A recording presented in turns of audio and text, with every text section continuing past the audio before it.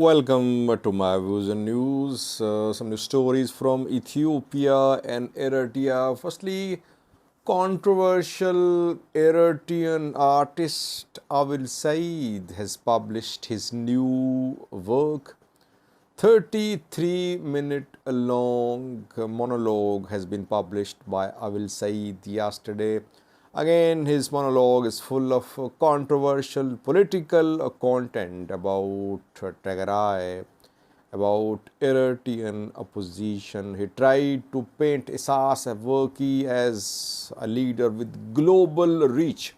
Secondly, was bank accounts of some businessmen and companies from the Amhara region and two are from afar have been frozen by Ethiopian government. A letter has been returned to all banks. Is this a campaign against Amhara businessmen? What were they doing? Were they violating some financial regulations, or were they involved in backing the elements which are protesting, which are backing uprising in the Amhara region? Thirdly, a security command post has been established in Alamata, southern Tigray. Ethiopian National Defense Force has issued some restrictions. Partial curfew has been imposed in Alamata. What is the reason? No protest in Alamata in almost a week.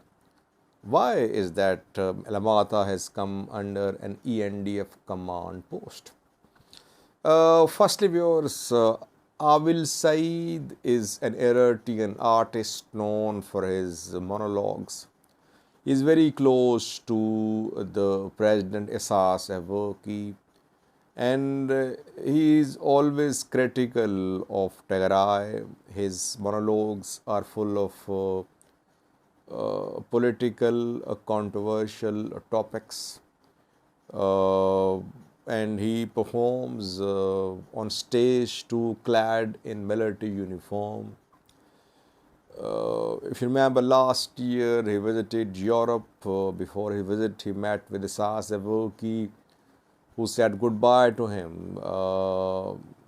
But when he arrived in Europe, the programs where he was due to perform caused tensions, and Eritrean opposition groups they tried to stop those programs.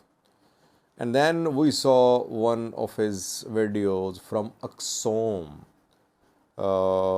after Tigray forces suffered setbacks, and Axom came under the control of Eritrean military last year.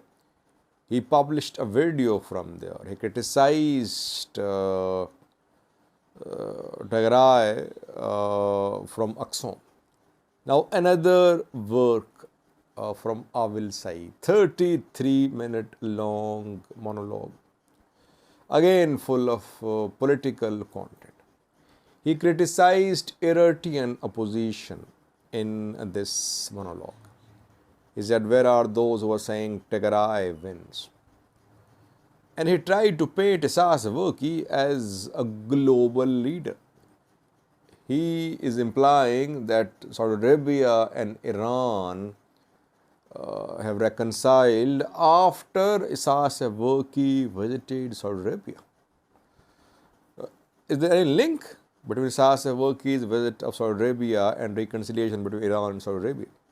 I don't think so.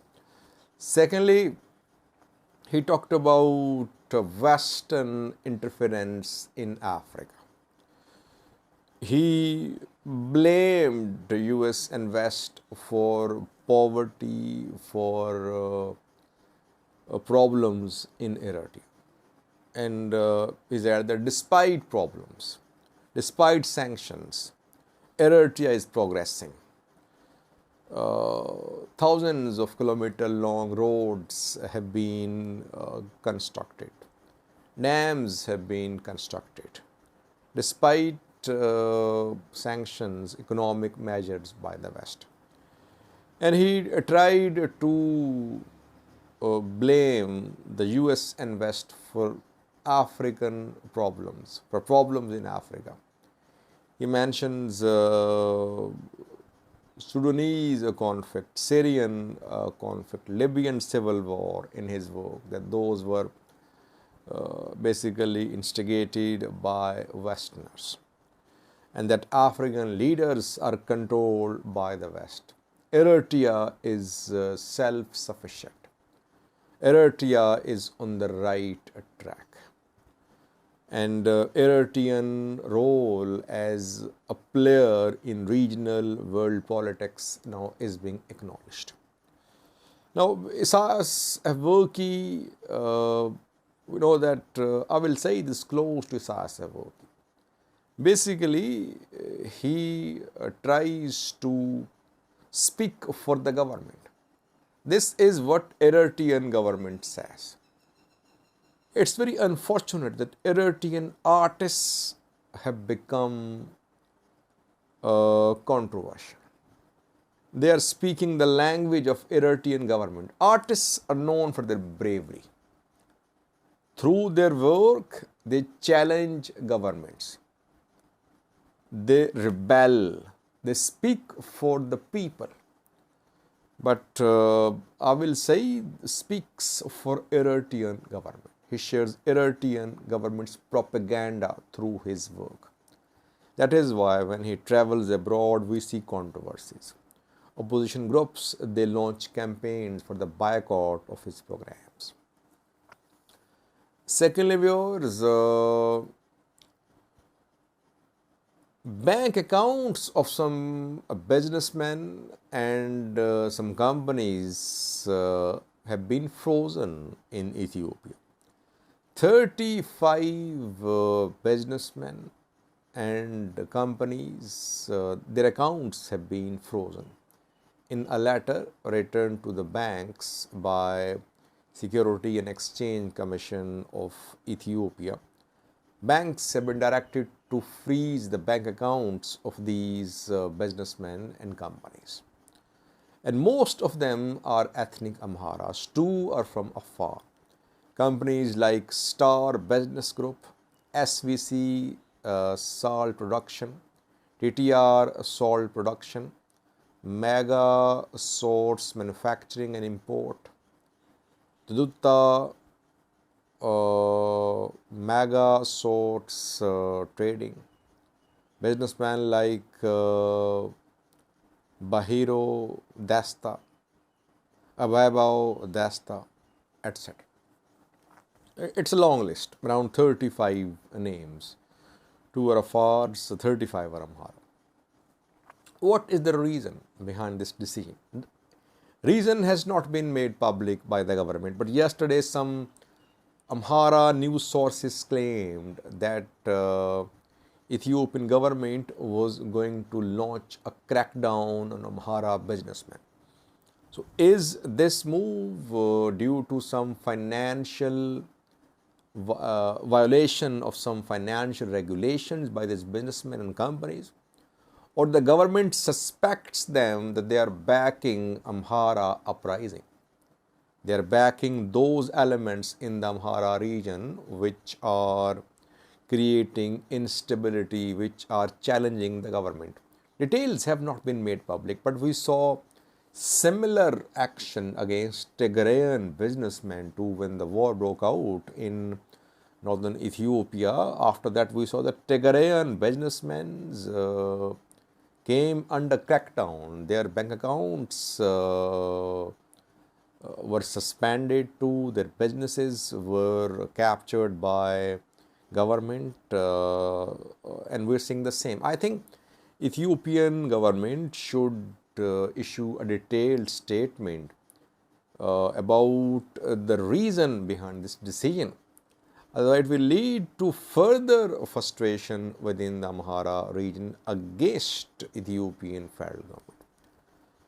Thirdly, viewers, Ethiopian army has imposed some restrictions in Alamata Raya zone, where a command post of Ethiopian army has been set up Limited curfew has been imposed. Vehicle movement, people's movement is banned except during specified hours. Carrying of weapons banned, carrying of sharp-edged tools banned, wearing of military uniforms banned in Alamata. There was no protest in Alamata recently. No protest in the last 1 week or so. Is it because an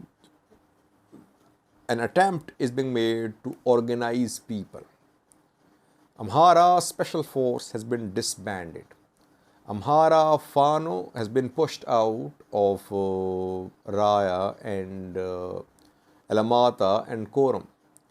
And it was being speculated that Tigray forces could retake, Tigray administration could re-enter Koram and Alamata. And calls were being made by the mayor, Alamata mayor, to people to organize themselves, to regroup themselves. And it was being said that if Tigray administration tried to enter Koram Alamata, people, youth would confront them. That is why I think Ethiopian National Defense Force has imposed partial curfew in Alamata.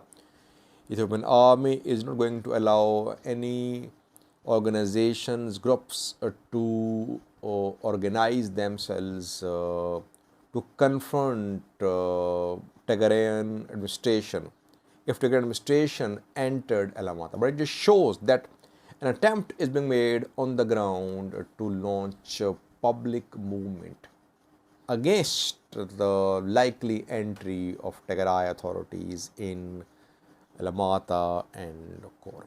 Thank you for watching.